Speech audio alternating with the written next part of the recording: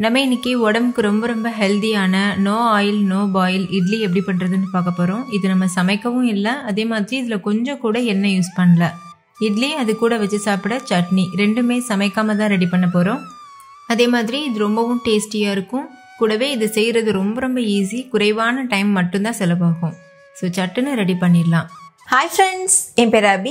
Welcome to Indian recipes Tamil. வீடியோக்குள்ள போகிறதுக்கு முன்னாடி நம்ம சேனல் இந்தியன் ரெசிபீஸ் தமிழை சப்ஸ்கிரைப் பண்ணிக்கோங்க. கூடவே இருக்க பெல் சிம்பலையும் கிளிக் பண்ணிக்கோங்க.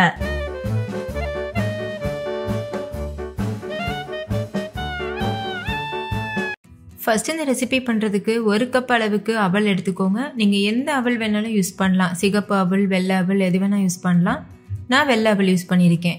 இதை மிக்ஸி ஜாரில் போட்டுட்டு எந்தளவு முடியுமோ அந்தளவுக்கு ஃபைன் பவுடராக அரைச்சி எடுத்துக்கோங்க. அரைச்ச பொடியை ஒரு மிக்சிங் பவுலுக்கு மாற்றிக்கோங்க. அரைச்ச பொடியை மெஷர் பண்ணும்போது 3/4 கப் அளவுக்கு இருக்குது. இதுக்கு 1.5 கப் அளவுக்கு தேங்காய் பால் கரெக்டாக இருக்கும். நான் ஒரு பாதி அளவு தேங்காயிலேருந்து பால் எடுத்து யூஸ் பண்ணியிருக்கேன்.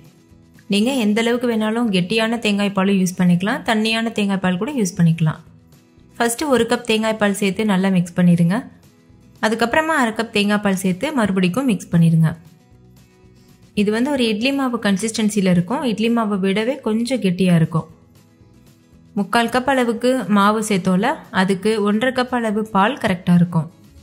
இப்போ பாருங்கள், கட்டிகள் இல்லாமல் நல்லா மிக்ஸ் பண்ணியாச்சு. நீங்கள் கை வச்சு கூட நல்லா பிசைஞ்சு எடுத்துக்கலாம். இப்போ இதை நம்ம இட்லி செய்ய ஸ்டார்ட் பண்ணிடலாம்.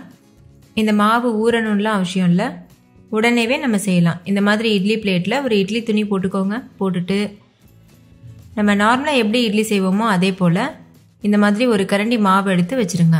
கையில் கொஞ்சமாக தண்ணி அப்ளை பண்ணிவிட்டு இந்த மாதிரி அந்த இட்லி ஷேப் வர மாதிரி இது போல் நல்லா தட்டிக்கோங்க. பாருங்கள், இந்த மாதிரி. இதே போல் மீதற்கு எல்லா குழியிலையும் நம்ம மாவு வச்சுட்டு கையில் கொஞ்சமாக தண்ணி அப்ளை பண்ணிவிட்டு இது போல் டேப் பண்ணி விட்டுடலாம். கையில் தண்ணி அப்ளை பண்ணிக்கோங்க, அப்போ தான் இட்லி கையில் ஒட்டாமல் வரும்.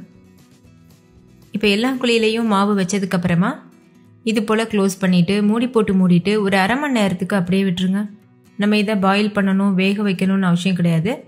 அப்படியே இது இருக்கட்டும். இதுக்கு மூடி மட்டும் போட்டுட்டு ஒரு 1/2 மணி நேரத்துக்கு அப்படியே விட்டுருங்க. இது ரெடி ஆகிறதுக்குள்ளே நம்ம சட்னி ரெடி பண்ணிடலாம்.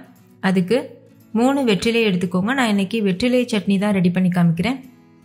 வெற்றிலையில் பண்ணுறோமே சட்னி எந்த மாதிரி இருக்கும்னு நீங்கள் நினைக்கவே வேண்டாம். இது ஒரு டைம் செஞ்சிட்டிங்கன்னா அடிக்கடி செய்வீங்க, அவ்வளோ டேஸ்டியாக இருக்கும்.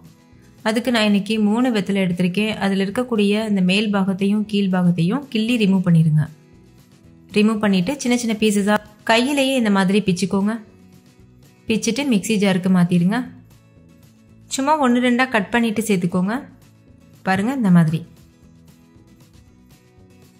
இதே சட்னி நீங்கள் அம்மிலையும் அரைக்கலாம். நான் இன்றைக்கி மிக்ஸி ஜார் யூஸ் பண்ணிவிட்டு அரைச்சிருக்கேன். சேர்த்தாச்சு. இது கூடவே ஒரு சின்ன துண்டு இஞ்சி சேர்த்துக்கோங்க. அடுத்து இது கூட 2 மீடியம் சைஸ் அளவு தக்காளி 1-2 கட் பண்ணி சேர்த்துக்கோங்க. அடுத்து இது கூட 2 சில் தேங்காய் சேர்த்துக்கோங்க. நீங்கள் துருவின தேங்காய் சேர்க்குறதா இருந்தால் 1/4 கப் சேர்த்துக்கோங்க. அடுத்து இது கூட 2 டேபிள் ஸ்பூன் வேர்க்கடலை, 1 டீஸ்பூன் அளவுக்கு கருப்பு உப்பு சேர்த்துக்கோங்க. 1 டீஸ்பூன் மிளகு, 1 டீஸ்பூன் சீரகம் இதெல்லாம் சேர்த்துக்கோங்க. நீங்கள் பிளாக் சால்ட்டுக்கு பதிலாக நார்மல் உப்பு கூட யூஸ் பண்ணிக்கலாம்.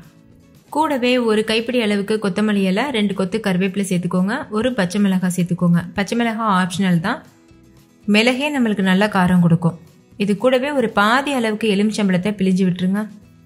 நீங்கள் எலுமிச்சம்பழத்துக்கு பதிலாக புளி வச்சு கூட அரைச்சிக்கலாம். இப்போது எந்தளவு முடியுமோ அந்தளவுக்கு நைஸாக அரைச்சிடுங்க. ரொம்ப நைஸாக வேண்டாம், நம்ம துவையெல்லாம் அரைப்போம்ல அந்த மாதிரி அரைச்சிக்கோங்க. பாருங்கள், இந்த மாதிரி.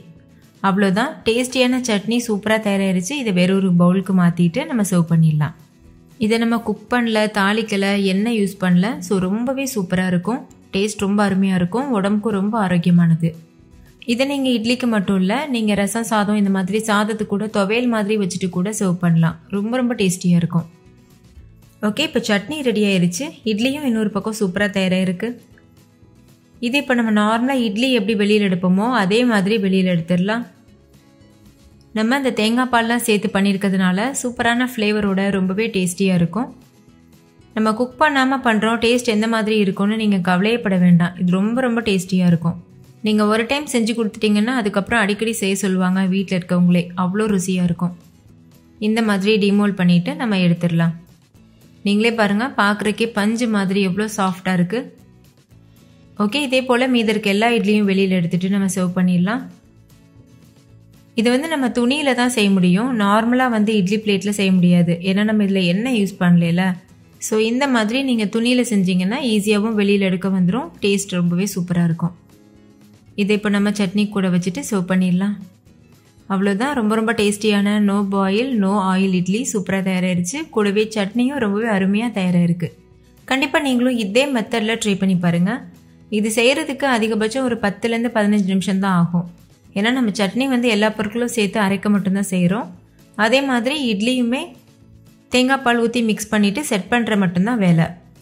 ஸோ கண்டிப்பாக ட்ரை பண்ணி பாருங்கள். ட்ரை பண்ணி பார்த்துட்டு டேஸ்ட் எப்படி இருந்ததுன்னு கமெண்ட்டில் சொல்லுங்கள். Thank you, bye bye.